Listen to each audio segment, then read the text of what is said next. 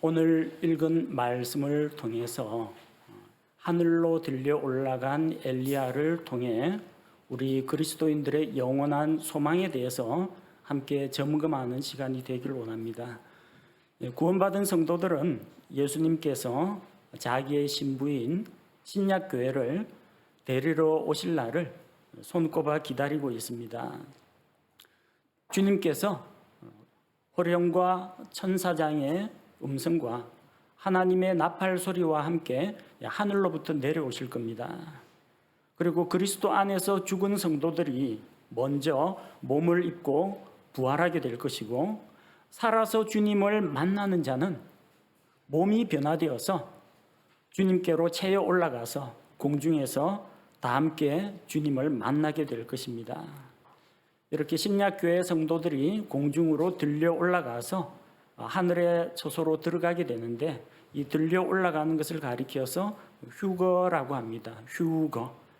공중으로 채여 올라간다는 이야기입니다. 우리가 비행하는 능력이 있어서 하늘을 날아가거나 하늘로 올라가는 것이 아니라 하나님께서 우리를 붙잡아서 하늘로 끌어올리시는 것을 이야기합니다. 우리 성도들은 다 이렇게 주님 다시 오실 날 영광 가운데 변화되어서 하늘로 올라가게 될 그런 복된 날을 소망하고 있습니다. 구약 성경에는 휴거될 성도들의 그런 예표가 되는 인물이 두 사람 기록되어 있습니다. 한 사람은 에녹이고 다른 한 사람은 오늘 우리가 읽은 본문에 나오는 엘리야라는 사람입니다. 에녹은 하나님과 함께 걷다가 죽음을 보지 않고 살아있는 몸 그대로 하늘로 올려갔습니다.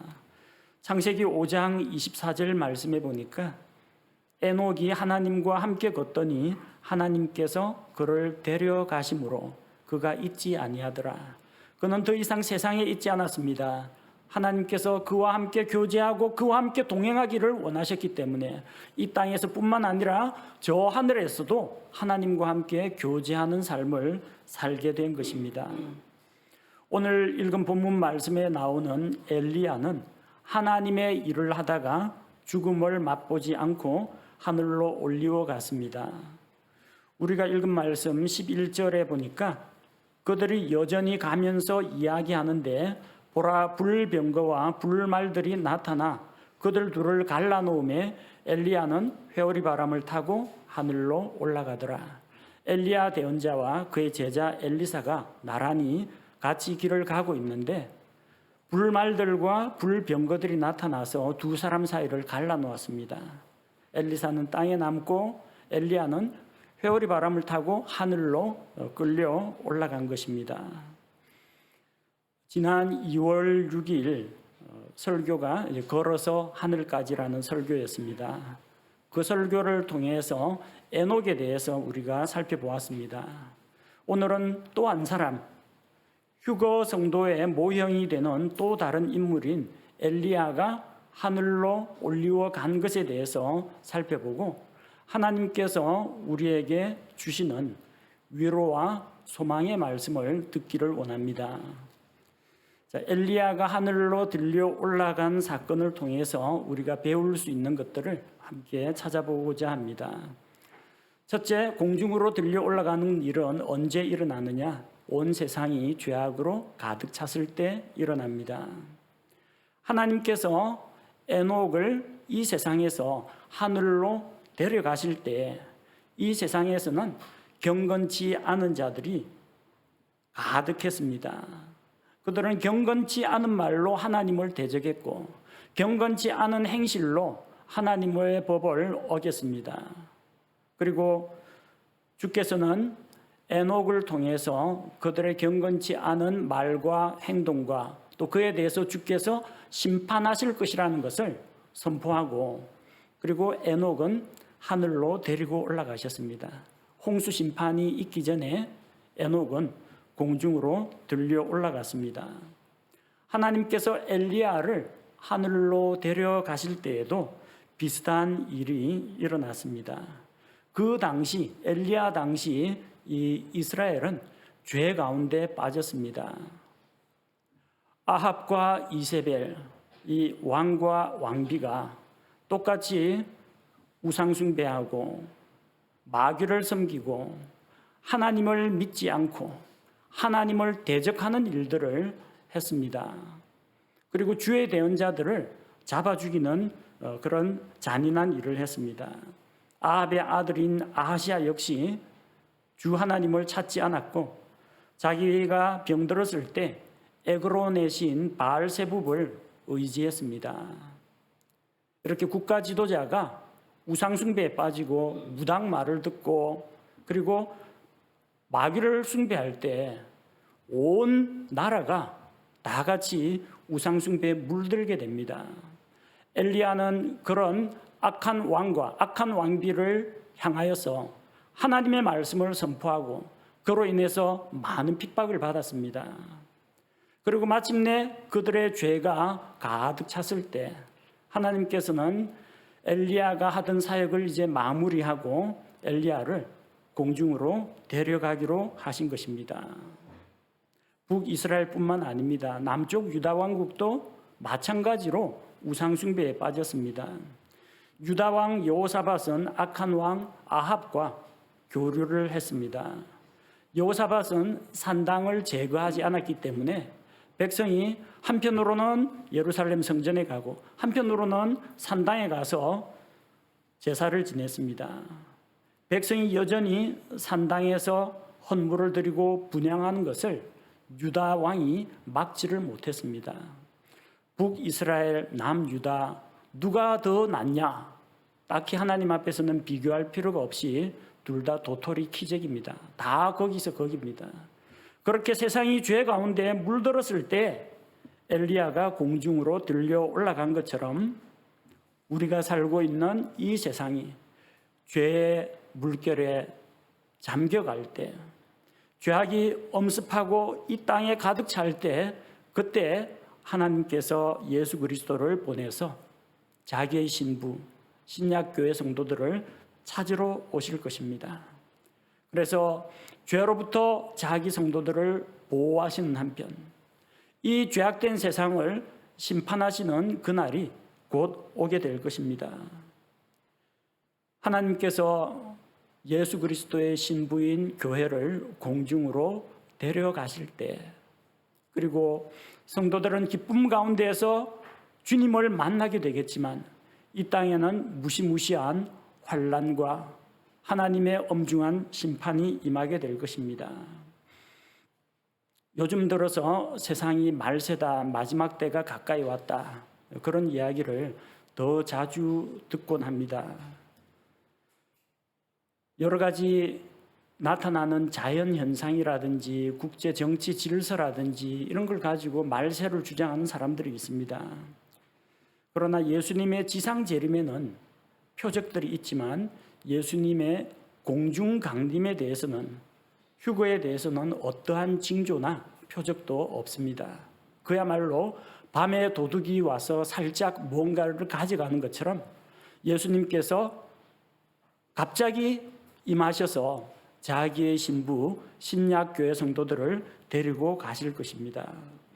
세상이 죄로 물든 모습을 보면 우리는 소돔 고모라에 살고 있던 롯과 같이 마음 아파하고 또 이 세상에 대해서 염려를 하고 또 그 가운데에서 다시 오실 주님을 바라보게 됩니다.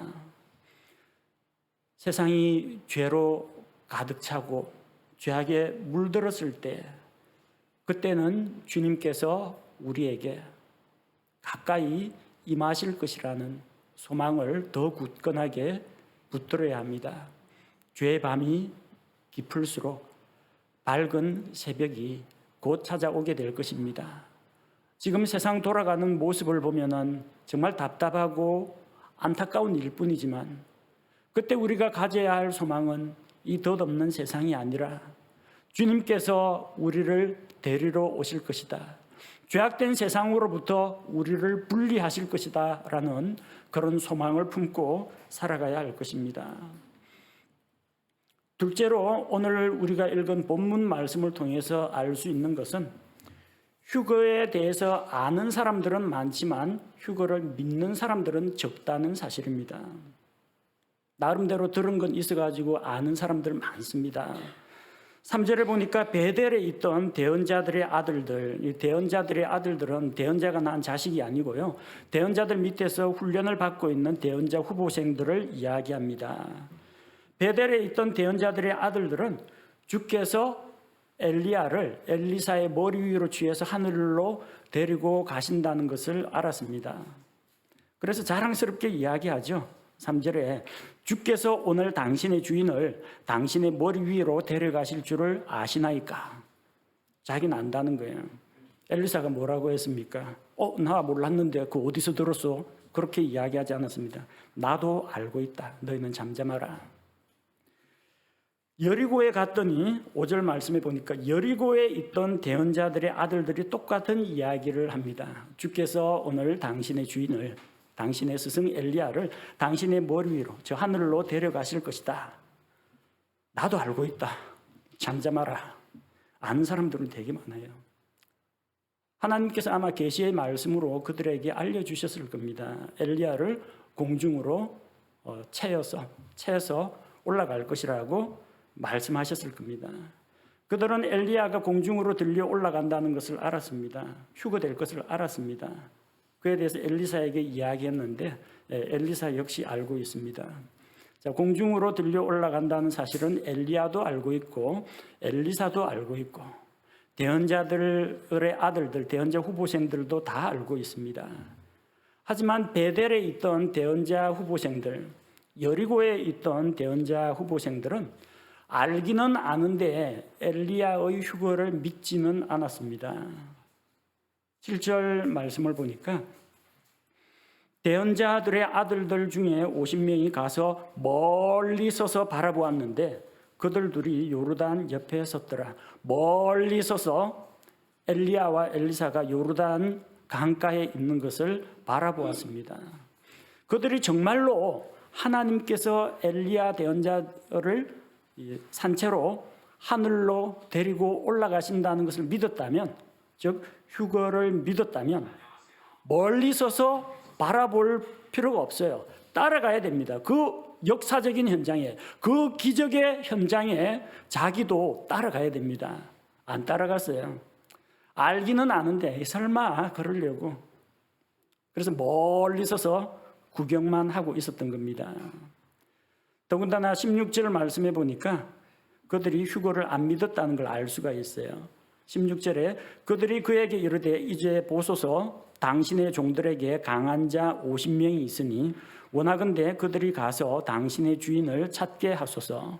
혹시 주의 영께서 그를 들어다가 어느 산에나 어느 골짜기에 던지셨을까 염려하나이다 하며 그가 이르되 너희는 보내지 말라 하였으나 이 대언자 후보생들이 지식적으로는 휴거를 안다, 나도 믿는다 하는데 실제로는 안 믿고 있어요.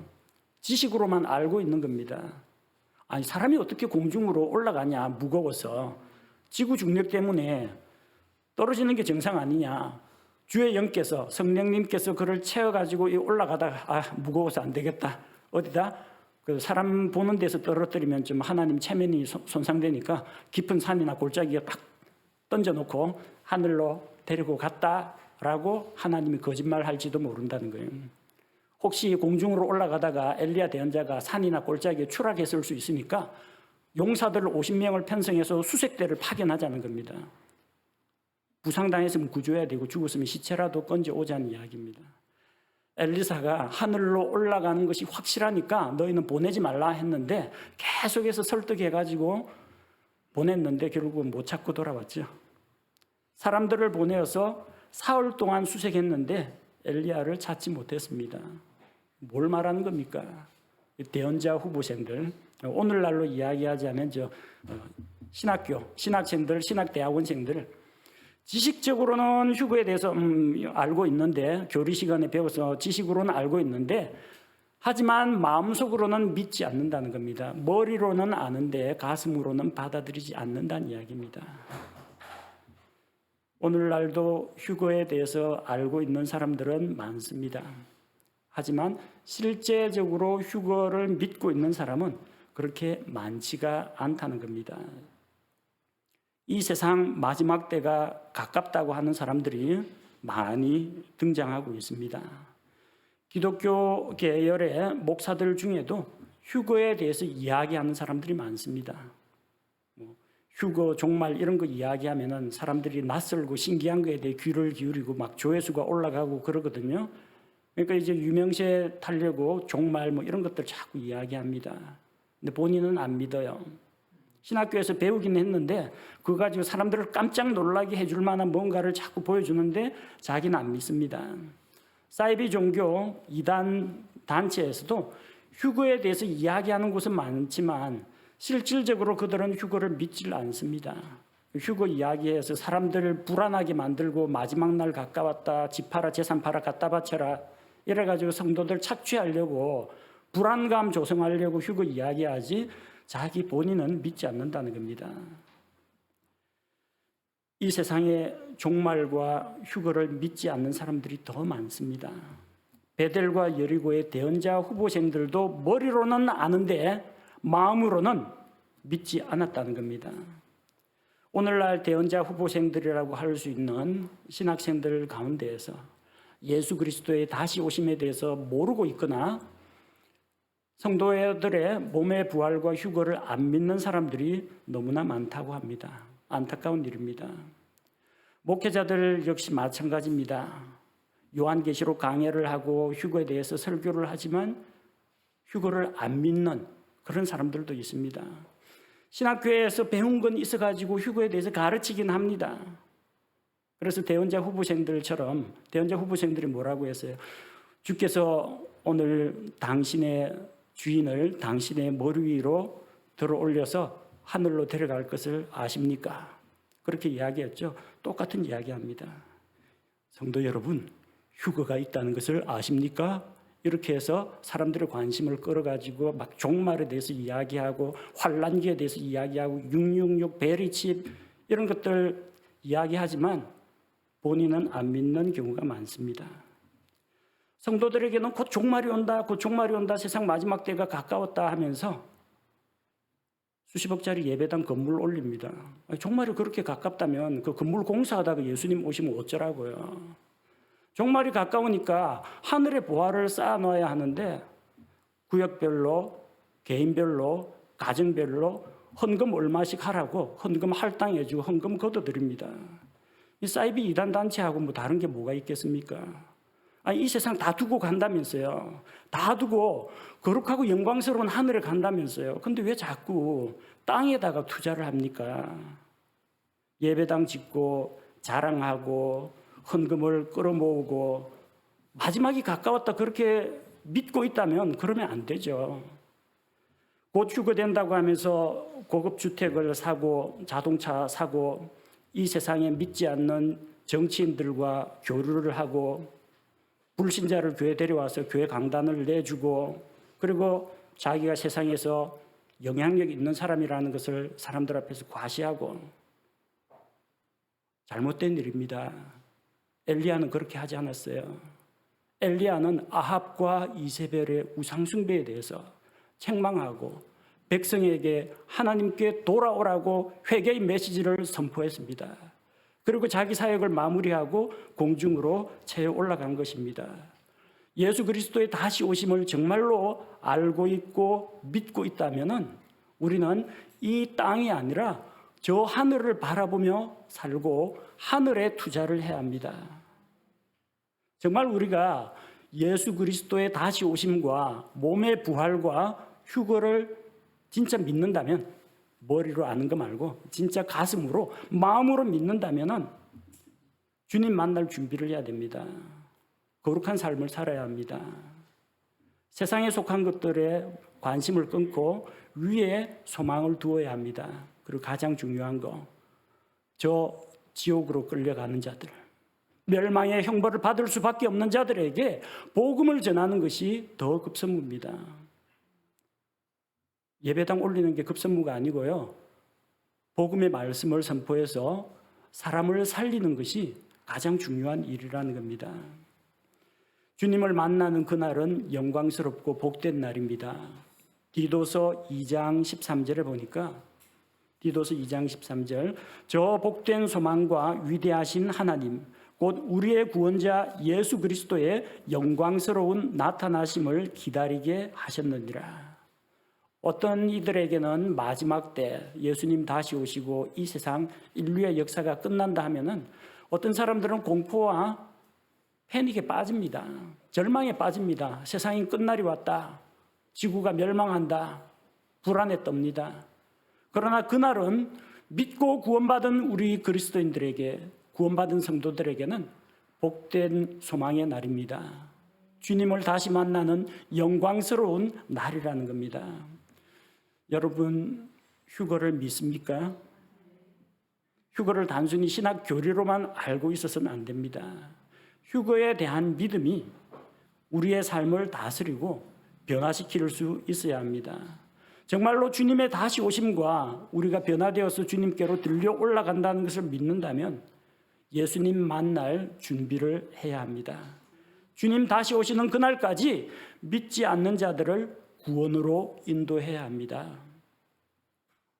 세 번째로, 마지막 때에 살아서 주님을 만나 휴거되는 사람은 대단히 적다는 겁니다. 그리스도 안에서 죽은 신약교회 성도들은 몸이 부활하여 공중으로 들려 올라갑니다. 아마 지금까지 순교당하고 믿음으로 살다가 구원받고 죽은 성도들 숫자는 우리 지금 현재 살아있는 그리스도인들보다 더 많을 겁니다. 시간이 지날수록 더 많을 겁니다. 구원받고 그 이후에 죽었다가 부활하는 성도가 더 많으리라 생각합니다. 하지만 마지막 때에 끝까지 믿음을 지키고 살아가다가 주님 공중으로 임하실 때 주님을 만나서 몸이 변화되어서 공중으로 들려 올라갈 사람은 그다지 많지가 않다는 겁니다. 휴거를 가르치는 사람들이 휴거 사건을 아주 드라마틱하게 성도들에게 소개하기 위해서 어네스트 앵글리라는 사람이 지은 소설 휴거라는 소설이 있습니다. 그리고 이것을 기반으로 만들어진 영화가 있어요. Left Behind, 남겨진 자들이라는 영화가 있습니다. 여기에서 내용을 따와가지고 막 설교 시간에 이야기를 합니다. 전 세계의 수많은 사람들이 갑자기 증발하듯이 사라진다. 차량이나 장비를 운전하던 사람들이 사라져서 전 세계에 자동차 사고가 일어나고 열차 탈선 사고가 일어나고 항공기는 추락하고 선박에 있던 그리스도인들이 다 공중으로 채 올라가 사라지는 바람에 배가 표류를 하게 되고 신생아실과 타가소에 있던 어린아이들이 갑자기 사라지고 전 세계에 대공황이 일어난다. 이런 식으로 이야기를 합니다. 물론 그런 그리스도인들이 사라지는 그런 소동이 일어나긴 합니다. 그러나 그게 전 세계적인 혼란을 불러일으키지는 않습니다. 만약 그렇게 되면 어떻게 되겠어요? 전 세계 막 그리스도인들이 다 사라지는 바람에 전 세계에 막 공포스러운 일이 일어나고 온 세상이 막 시끌벅적하고 그러면은 그렇게 되면 남아있는 사람들 그리스도인들이 이야기하던 그 휴거 예수님 공중강림이 왔나 보다. 성경책 막 찾아보고 이제 구원 어떻게 받아야 어떻게 이게 환란기에 구원받느냐 관심이 거기에 쏠리게 될 겁니다. 적그리스도가 그거 허용하겠어요? 적그리스도가 그거 허용 안 합니다. 딱 언론 통제해갖고 뉴스 소문 다 차단해버립니다. 그리고 공상과학 이런 것들을 이야기해가서 외계인 납치설, 기독교인들 집단 자살설, 그 다음에 요새 젊은이들 좋아하는 거 있죠? 환생, 회귀, 이세계, 다차원 우주공간, 평행우주, 차원 이동, 이세계로 4차원 세계로 갔다. 이런 거 가지고 다 희석시켜 버릴 겁니다. 처음에는 그런 사건, 사고 때문에 시끌벅적하겠지만 금방 잊어버린 듯이 싹 조용해질 겁니다. 적그리스도가 노리는 게 그거예요. 사람들이 그렇게 사라진 것에 대해서 남아있는 사람들이 관심을 가지고 왜 없어졌지? 이게 휴거라는 사건인가 보다 하고 복음에 관심을 기울이면 적그리스도 세력이 약해집니다. 적그리스도가 다 그런 거 통제해가지고 다 괴담, 헛소문 이런 걸로 만들어버리고 세상은 또 다른 것에 빠지고 몰두하게 될 것입니다. 세계 선교 통계 자료를 보니까요, 최근 건 못 구했습니다. 2021년 자료 보니까 세계 인구가 79억이라고 합니다. 그 가운데 기독교 인구가 25억이라고 합니다. 천주교 제외시키고 은사주의 빼면은 우리가 말하는 기독교 인구는 약 6억 정도 된다고 합니다. 이것은 자기 종교를 기독교라고 제시한, 기독교라고 응답한 사람의 숫자입니다. 교회에 출석하고 있다고 응답한 사람입니다. 근데 교회에 출석한다고 해서 다 구원받은 그리스도인은 아닐 겁니다. 우리의 가족처럼 이 작은 교회 안에서 누가 언제 어떤 말씀을 통해서 구원받고 신앙 간증했는지 다 알지만 성도들 숫자가 한 몇만 명 되고 한 몇십만 명 돼 보십시오. 그 안에 어중이 떠중이 다 들어옵니다. 구원 안 받은 사람도 정치하려고, 장사하려고, 사람 사귀려고, 시집 장가 가려고 교회 들어온 사람들 많습니다. 구원 안 받은 사람들이 많다라는 거예요. 그런 사람들 다 걸러내면 6억 안 나옵니다. 그 가운데서 정말 복음의 말씀을 믿고 거듭난 그리스도인이 얼마나 될 것 같습니까? 적어요. 적습니다. 구약시대에 공중으로 체에 올라간 사람, 창세기 5장에서 에녹 한 사람, 열왕기하 2장에서 엘리야 2사람밖에 없어요. 적어요. 우리가 생각하는 것만큼 그렇게 대혼란이나 대세계적인 격변 같은 게 오지는 않을 겁니다. 우리는 주로 믿는 사람들하고 교제를 합니다. 그러다 보니까 주변에 다 믿는 사람들이에요. 믿는 사람들이 많다라고 생각할 수가 있습니다. 근데 우리 학생들한테 물어봤어요. 학생회 수련회 때. 반에서 너 말고 그리스도인들 몇 명 있어 물어보니까 반에 한 30명, 40명 가량 되는데 2명, 3명 있을까 말까예요. 옛날하고 많이 달라졌습니다. 옛날에 1000만 기독 성도여 해가지고 4천만 가운데 1000만이 기독교인이다. 4분의 1, 25%라고 주장했습니다. 요즘에 10% 되는지 모르겠어요. 왜 그러냐? 그때 믿던 분들 다 돌아가셨어요. 다음 세대가 일어납니다. 다음 세대 가운데 아직도 구원 못 받은 사람들이 많아요. 인구는 기하급수적으로 부는데 구원받는 사람의 숫자는 기하급수적으로 불지를 못하고 있다는 겁니다. 태어나는 족족 예수 믿으면 얼마나 좋겠습니까? 태어나는 사람은 많은데 그들 가운데 많은 사람들이 복음을 알지 못하거나 복음을 들어봤지만 자기의 것으로 받아들이지 않는 사람들이 너무 많다는 겁니다. 세계 인구는 계속 증가하고 믿는 사람들 숫자는 점점 줄어들어갑니다. 나중에 믿고 구원받은 사람들 공중으로 휴거될 때 그 사람들 없어졌다고 다수의 이 땅에 남아있는 다수의 사람들이 눈이나 하나 깜짝하겠습니까? 표도 안 날 겁니다. 예수님께서 마지막 때에 사람의 아들이 다시 올 때 땅에서 믿음을 보겠느냐? 정말 마지막 때 믿음을 가지고 구원받고 살아가는 사람 숫자는 적다는 겁니다. 걱정입니다. 우리 교회 인구 구성비를 보면요. 40대, 50대가 대부분입니다. 젊은 30대 허리가 좀 약합니다. 근데 청년들에 비해서 학생회가 조금 작습니다. 학생회 밑에 주일학교는 주일학교 앞에 있네요. 주일학교 너무 적어요. 좀 유치부하고 주일학교가 있어야 이 애들이 자라가지고 구원받고 다음에 학생에 올라오고 청년에 올라가고 교회 일꾼 기둥이 될 텐데 인구 노령화가 아니라 정말 성도들 노령화를 지금 걱정해야 할 판입니다. 다음 세대가 문제예요. 엘리야 휴거되면서 엘리사 남아있고 대언자들의 아들들이 그래도 든든하게 각 지역별로 남아있는데 우리 다음 세대를 걱정해야 합니다. 마지막 때에는 주님 다시 오시는 그날에는 정말로 세계 인구는 늘어날지 몰라도 믿고 구원받은 사람들 숫자는 적을 겁니다. 마지막 때 살아있는 채로 휴거될 사람의 숫자가 적다고 해서 걱정하지 마십시오. 그 적은 숫자에 여러분이 들어가면 됩니다. 여러분이 그 적은 숫자에 포함된다면 아무런 문제가 없는 겁니다. 예수님을 구원자로 믿고 영접했습니까? 그렇다면 여러분은 공중으로 들려 올라가게 됩니다. 네 번째로, 휴거될 때에는 사람의 몸이 변화가 됩니다. 대언자 후보생들은 사람의 몸이 어떻게 공중으로 이렇게 떠오르는지 이해하지를 못했습니다. 그냥 풍선도 사람은 숨 불어가지고 이산화탄소 숨 불어가지고 넣으면 풍선 깔아앉습니다. 헬륨 가스나 좀 수소나 가벼운 걸로 해 풍선이 떠오르잖아요. 근데 이 무거운 사람이 어떻게 중력을 이기고 공중으로 올라갑니까? 그래서 그들은 믿지 못했던 거예요. 주의 영께서 엘리야를 들고 가다가 어느 깊은 산 골짜기에다 던지고 갔을 거다. 그것밖에 생각 못합니다. 어떻게 보면 가장 과학적인 생각일지도 모릅니다. 그러나 성경적인 생각은 아닙니다. 엘리야가 현재의 육신을 그대로 입고 있다면 중력의 법칙을 거스를 수가 없습니다. 여러분 요새 미사일 막 쏘고 난리인데 미사일이나 로켓 이거 쏘아 올리려면 제일 문제가 중력입니다. 중력.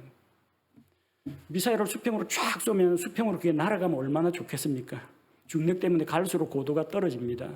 그래서 발사 각도를 잡아가지고 비스듬히 쏘아가지고 그 탄도 방향을 결정해서 목표에 떨어지게 하는 겁니다. 날아가는 동안에도 계속 추진체에 에너지를 공급해줘야 날아갑니다. 로켓 이거 인공위성 쏘아 올리는데 대기권 돌파 못해가지고 떨어진 게 얼마나 많습니까? 로켓 1차, 2차 분리해가지고 우주선만 올리는 거 쉬운 일이 아닙니다. 지구 중력을 돌파하는 거. 그 로켓도 그 강한 에너지를 실어줘야 간신히 대기권 돌파하는데 엘리야의 몸이 현재 입고 있는 이런 우리와 똑같은 육신이라면 어떻게 대기권 뚫고 나가겠습니까? 높은 곳으로 올라가면요 기온이 뚝뚝 떨어집니다. 기온이 떨어집니다. 추워요. 공기가 점점 희박해집니다. 대기권 돌파하기 전에 호흡곤란으로 산소 부족으로 먼저 죽고 맙니다. 현재의 몸이라면.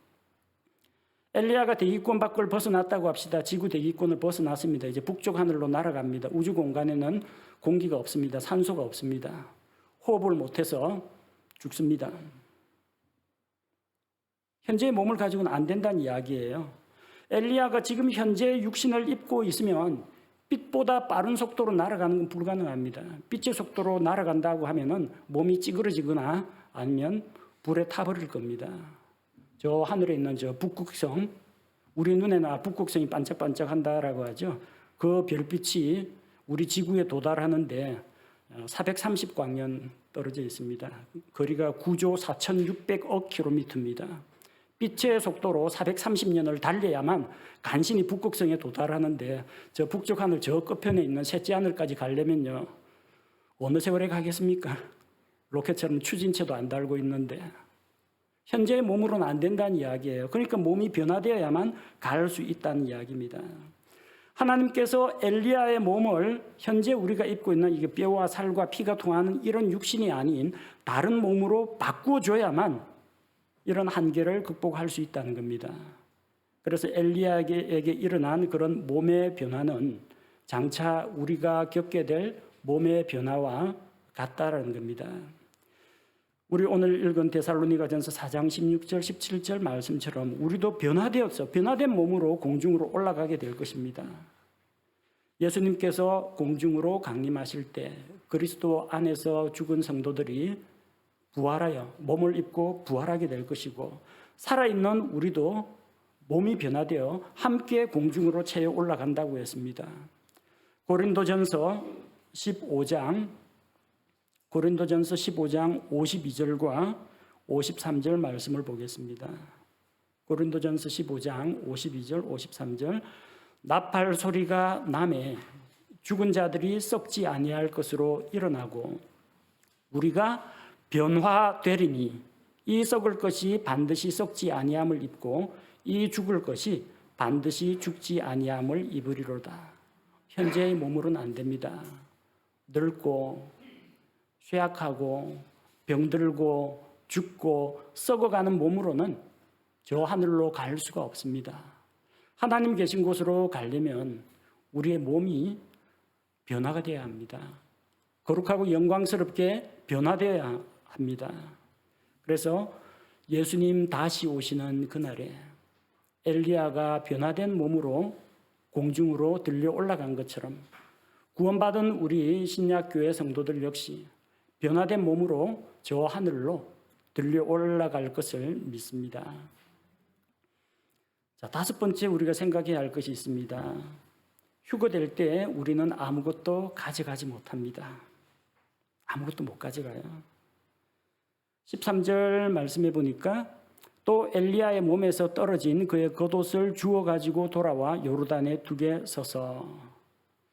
이스라엘 사람들에게 이 겉옷이라는 것은 추위와 더위를 막아주는 외투의 역할도 하고 밤에는 덮고 자는 이불 역할도 하고 여러 가지 용도로 사용됩니다. 그래서 속옷보다는 이 겉옷이 좀 비쌉니다. 옷감도 전부 다 좋은 거 사용하거든요. 털가죽 이런 걸로 했는데 이거 아무리 좋은 옷이라도 저 하늘나라 못 갖고 갑니다. 이 땅에 떨어뜨리고 가야 됩니다. 13절에는 엘리야의 몸에서 떨어진 겉옷 이야기가 있습니다. 엘리야는 휴거됐지만 엘리야의 옷은 휴거되지 못했다는 이야기입니다. 우리가 가지고 있는 것들 중에서 이 세상에 속한 것 하나도 못 가지고 갑니다. 육신에 속한 것 못 가지고 갑니다. 물질에 속한 것 못 가지고 갑니다. 비싼 아파트, 고가 아파트 당첨되었어도 그 아파트 들고 못 갑니다. 새 차 뽑았어도 그 새 차 휴가 안 됩니다. 차 타고 가다가 하면 차는 놔두고 사람만 빠져나가는 거예요. 자동차는 공중으로 들림받지 못합니다. 수십억짜리 예배당, 그 예배당은 휴거되지 않습니다. 명품 백, 시계, 반지, 보석, 돈 휴거 안 됩니다. 집에서 키우는 강아지, 고양이, 햄스터 휴거 안 됩니다. 못 갖고 갑니다. 안타까운 이야기지만 사실이 그러합니다. 더 안타까운 이야기 해드릴까요? 구원받지 못한 부모님 못 데리고 갑니다. 구원받지 못한 남편, 구원받지 못한 아내, 구원받지 못한 아들, 딸 못 데리고 간다는 겁니다. 구원받은 성도만 휴거됩니다. 물질은, 보배는 내가 아무리 소중히 여기는 거, 내가 눈에 넣어도 아프지 않겠다라는 애지중지하는 거, 하나님께 속한 것이 아니면 절대 못 데리고 갑니다. 다 땅에 두고 가야 합니다. 변화된 몸에는 의수나 의족이 필요가 없습니다. 보청기, 안경, 렌즈 못 갖고 갑니다. 틀니, 금리빨 못 갖고 갑니다. 다 두고 갑니다. 거룩하고 영광스럽게 늙지 않고 쉬하지 않는 그런 몸으로 변화됐는데 그런 의료 보조기구가 무슨 필요가 있겠습니까? 다 두고 갑니다. 두고 가도 아무런 문제 없습니다. 거기 가면 길바닥에 깔린 게 검은 보석인데 이 땅에 있는 거 왜 가져가겠습니까? 엘리야처럼 우리도 변화되어서 우리가 입고 있는 것들 다 내려놓고 가게 됩니다. 그리고 주님처럼 영광의 옷을 입게 될 것입니다. 마리아와 제자들이 예수님의 돌무덤에 가보니까 예수님을 쌌던 그 세마포 이런 것들은 그대로 잘 개켜져 있었습니다. 그런데 예수님은 벌거벗은 몸으로 나타나진 않았죠. 흰옷을 입고 나타났습니다. 하나님께서 주시는 영광스러운 옷을 입게 될 것입니다. 엘리야가 세상에서 입던 그 겉옷은 증표로 엘리야가 세상에 살았었고 이 세상이 아닌 저 하늘나라로 올라갔다는 것을 알려주는 증표로 엘리사의 손에 남겨두었습니다. 여러분, 우리는 이 세상에 살면서 이 세상에 있는 것들을 이용하고 사용하고 소모하고 가지만 저 하늘로 갈 때는 하나도 못 가지고 간다는 거 꼭 기억하시기 바랍니다. 여러분 인생을 어디에 투자해야 되겠습니까? 이 땅에 있는 썩어 없어질 것에 투자하지 말고 영원한 하늘에 있는 가치 있는 것에 우리의 시간과 돈과 노력을 그쪽에 투자하는 것이 맞습니다. 다행스러운 이야기 하나 알려드리겠습니다. 성경책은 휴거 안 됩니다. 사람이 아니잖아요. 우리 교회 전도지 휴거 안 됩니다. 땅에 두고 갈 겁니다. 그래서 환란기 때 사람들이 물론 적그리스도가 압수하고 불태우고 그러겠지만 성경책하고 전도지는 우리가 두고 갈 겁니다. 성도는 휴거가 되지만 성경과 전도지는 휴거가 안 됩니다.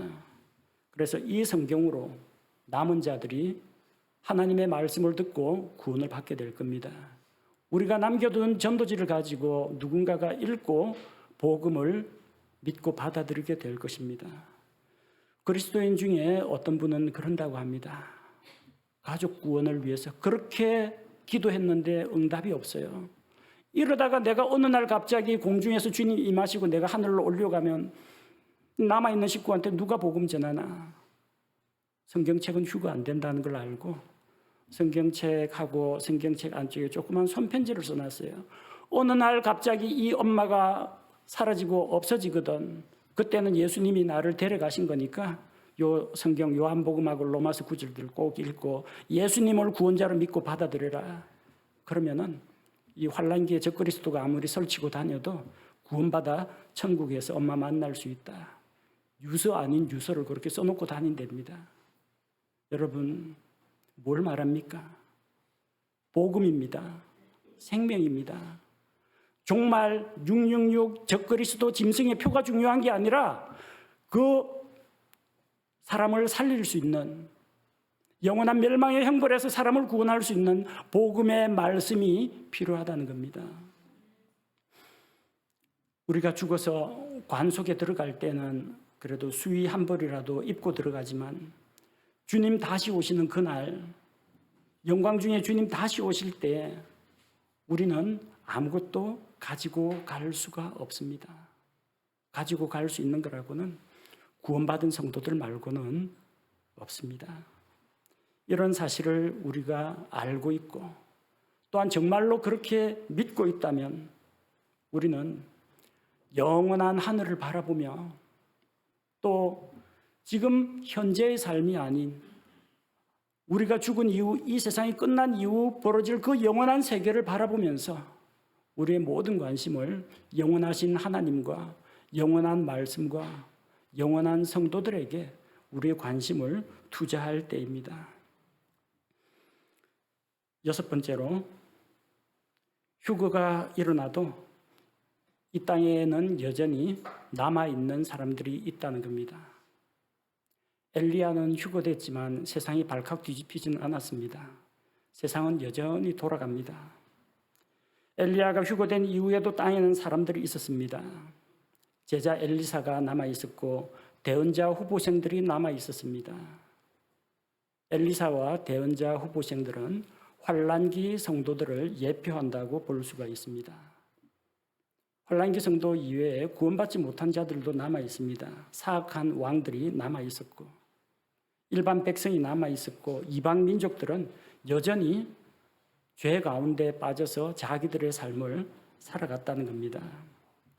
우리가 휴거된 이후에도 일시적으로 세상에 약간 시끌벅적 어떤 소동이 일어날지 모르지만 금방 적그리스도의 언론 통제에 의해서 사람들 기억 속에서 사라지고 잊혀지게 될 것입니다. 많은 사람들이 한때는 잠깐 이건 성경에 기록된 휴거가 아닐까 생각하다가도 다시 이 세상에 속한 것들, 육신적이고 순간적이고 찰나적인 것, 영원하지 못한 것들에 관심을 빼앗기고 결국은 아무 일 없었다는 듯이 이전 모습 그대로 살아가게 될 겁니다. 우리가 휴거된 이후에도 이 땅에는 환란기 성도들이 남아있고 구원받지 못한 불신자들이 남아있을 겁니다. 그러나 그때도 하나님의 구원의 손길은 남아있습니다. 환란기에도 구원받는 사람들이 있습니다. 지금은 영적 추수기라서 대규모로 수확을 하고 있지만 환란기에는 떨어진 이삭 줍기 형식으로 여기 조금 저기 조금 구원받는 자들을 그렇게 적지만 수확하는 기회가 있습니다. 그러나 그때에는 자기 믿음을 지킨다는 것이 너무너무 힘듭니다. 적그리스도의 통제와 탄압 가운데에서 감시 가운데에서 적그리스도에게 경배하지 않는 자는 다 죽임을 당하기 때문에 예수님을 믿는다는 것은 자기 생명을 걸어야 하는 정말 어려운 일입니다. 지금이 은혜의 시대입니다. 구원의 문이 아직 활짝 열려 있는 시기입니다. 믿으려면, 예수님을 믿고 구원받으려면 바로 오늘, 바로 지금 예수 그리스도를 자기의 구원자로 믿고 받아들여야 하는 것입니다. 오늘 우리는 하나님의 사역을 하다가 공중으로 들려 올라간 엘리야를 살펴보았습니다. 그리고 그와 함께 앞으로 우리에게 있을 복된 소망, 예수 그리스도의 다시 오심과 성도들의 휴거에 대해서 살펴보았습니다. 엘리야처럼, 에녹처럼 우리도 그렇게 살아가기 원합니다. 에녹이 하나님과 함께 걸었던 것처럼 날마다 하나님과 동행하는 삶을 살고, 엘리야가 하나님의 사역을 감당하면서 하나님의 말씀을 선포하고 회개를 선포하고 백성의 마음을 하나님께로 이끌었던 것처럼 우리 역시 주님께서 맡기신 복음 선포의 그 사역을 감당하다가 언젠가 알 수 없지만 어느 날 주님께서 갑자기 공중으로 임하실 때 주님 언제 오시든지 우리가 주님께로 채어 올라가 공중에서 주님을 만나 영광 가운데 그분을 만나 뵙는 그 기쁜 날을, 그날을 만나기를 원합니다.